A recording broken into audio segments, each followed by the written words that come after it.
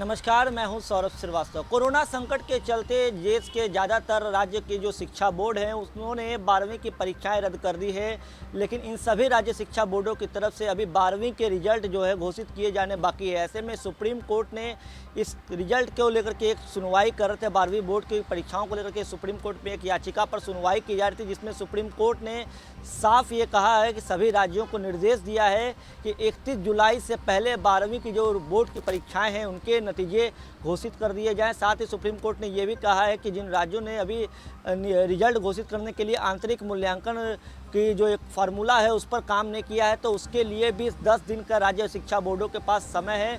10 दिन के भीतर वो इस बात की अधिसूचना जारी कर दे कि रिजल्ट को घोषित करने का क्या प्लान है और किस फार्मूले पे 12वीं के बोर्ड की जो रिजल्ट है वो राज्य शिक्षा बोर्ड तैयार करने का प्लान बना रहा है। रिजल्ट की जो प्रक्रिया है, सुप्रीम कोर्ट ने यह भी कहा है कि रिजल्ट की प्रक्रिया तय करने के लिए राज्य शिक्षा बोर्ड जो है वो पूरी तरीके से स्वतंत्र है। वो अपने फार्मूले के हिसाब से रिजल्ट घोषित कर सकता है, लेकिन रिजल्ट घोषित 31 जुलाई से पहले करना होगा। ये सख्त निर्देश जो है सुप्रीम कोर्ट की तरफ से 12वीं के बच्चों के भविष्य को ध्यान में रखते हुए दिया गया है। हम आपको बता दें, इससे पहले कोर्ट ने कोरोना के चलते CBSE ICSE की 12वीं की परीक्षा रद्द करने के आदेश को मंजूरी दिया था। इसके साथ ही जब CBSE और ICSE की तरफ से भी कोर्ट को ये बताया गया था कि वो 12वीं बोर्ड की परीक्षाएं किस फॉर्मूले पे तय करेंगे, इस पर भी सुप्रीम कोर्ट ने स्वीकृति दी थी। अब कोर्ट ने राज्य शिक्षा बोर्ड का जो मामला था वो लंबित था, इस पर आज सुनवाई कर रहा था सुप्रीम कोर्ट। और अधिकतर राज्य, हम आपको बता दें कि 12वीं की परीक्षाएँ रद्द करने का निर्णय ले चुके हैं, लेकिन आंध्र प्रदेश एक ऐसा राज्य है जो 12वीं की परीक्षाएं जुलाई माह में कराना चाह रहा है। इसको लेकर के आंध्र प्रदेश बोर्ड की तरफ से वकील ने सुप्रीम कोर्ट में ये कहा है कि आंतरिक मूल्यांकन की प्रक्रिया उनके राज्य में नहीं है, इसलिए परीक्षाएं लेना जरूरी है। आंध्र प्रदेश सरकार के वकील की तरफ से सुप्रीम कोर्ट में ये भी बताया गया कि परीक्षा के दौरान छात्रों और शिक्षकों के स्वास्थ्य का ध्यान रखा जाएगा। कोरोना प्रोटोकॉल का पालन होगा। 25 गुना 25 आकार के कमरे में से 15 से 18 बच्चे ही बैठाए जाएंगे। ये दलील जो है सुप्रीम कोर्ट में आंध्र प्रदेश के वकील की तरफ से दी गई है।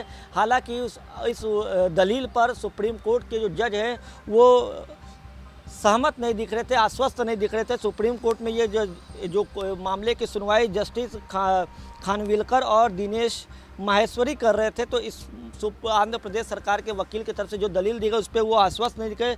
इस बात पर कोर्ट ने ये कहा है कि राज्य में 5 लाख से अधिक छात्रों की परीक्षा की बात कही है। इस हिसाब से 34,000 से ज़्यादा कमरों की ज़रूरत पड़ेगी। क्या वह सभी कमरे ऐसे होंगे जिनमें हवा आने जाने की सही व्यवस्था हो? जजों ने यह भी कहा कि 5 लाख छात्रों की परीक्षा के लिए शिक्षकों समेत करीब 1 लाख कर्मचारियों की ज़रूरत पड़ती है। जब तक कोर्ट उनकी सुरक्षा को लेकर पूरी तरीके से आश्वस्त नहीं होगा, तब तक सुप्रीम कोर्ट की तरफ से आंध्र प्रदेश सरकार को 12वीं की बोर्ड परीक्षाएं करने की इजाज़त नहीं मिलेगी। इसके साथ ही सुप्रीम कोर्ट ने यह भी कहा है कि हम बच्चों के भविष्य के साथ खिलवाड़ नहीं कर सकते, बच्चों की ज़िंदगी के साथ खिलवाड़ नहीं कर सकते। राज्य को इस बात के लिए भी तैयार रहना होगा। अगर किसी भी बच्चे की तबीयत बिगड़ती है, अगर किसी बच्चे की जान जाती है, तो उसके परिवार वालों को 1 करोड़ रुपए का मुआवजा देना होगा।